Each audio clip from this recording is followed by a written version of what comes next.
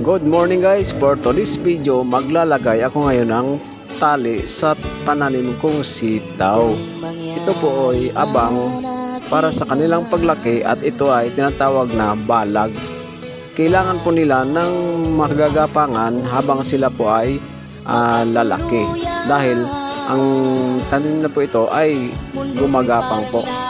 At saka ang ginagamit kong tali na pang-abang ay ang strolis. Kaya piningi ko lang po itong strolis na ito, kaya hindi na po ako bumili, nakakalibre na po ako. Kaya sa pananim kong ito, nasa magdadalawang dangkal na ang haba niya, sa sunod na linggo gagapang na po sila.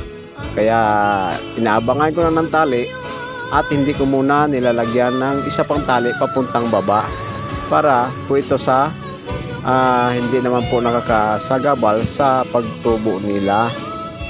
Habang nilalagyan ko ng tali, ito binilis-bilisan ko na dahil tanghali na. At ito ang malapit na akong matapos na maglalagay ng tali. At sa susunod ko nitong gagawin mamaya ay ang paglilinis. Maingat akong naglalakad sa gitna ng aking taniman dahil baka ito ay maaking maapakan. Kaya ito matatapos ko na yung 4 na linya po ng tali sa ibabaw. Kaya pinag-igihan ko na ang pagtali dahil baka ito ay bibigay bandang huli. Dahil hindi ko pa alam kung anong lakas ng pagapang nito ang ibibigay sa tanim. Kaya ito tinitignan ko maigi kung meron ba akong naapakan ng mga tanim. Ay wala naman pala. Kaya ito pagkatapos ko ng magtali, pinaplano ko na ang paglilinis.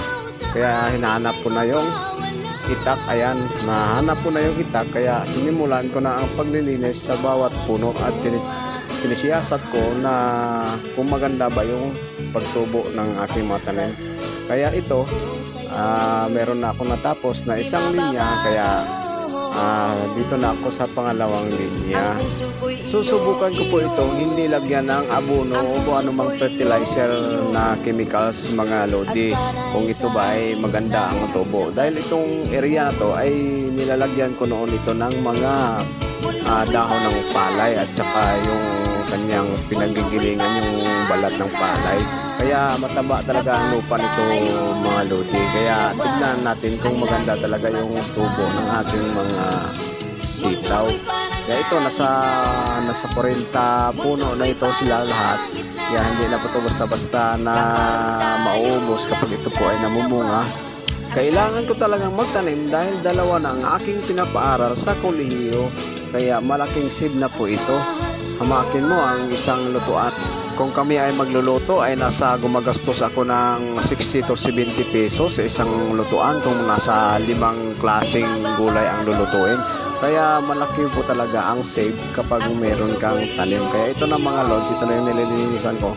Nasa mga 40 puno may mga saluyot, okra at kalabasa na rin na tinatanim dito. Kaya kumplituhin ko ito banda ulit. Salamat mga lods sa panonood.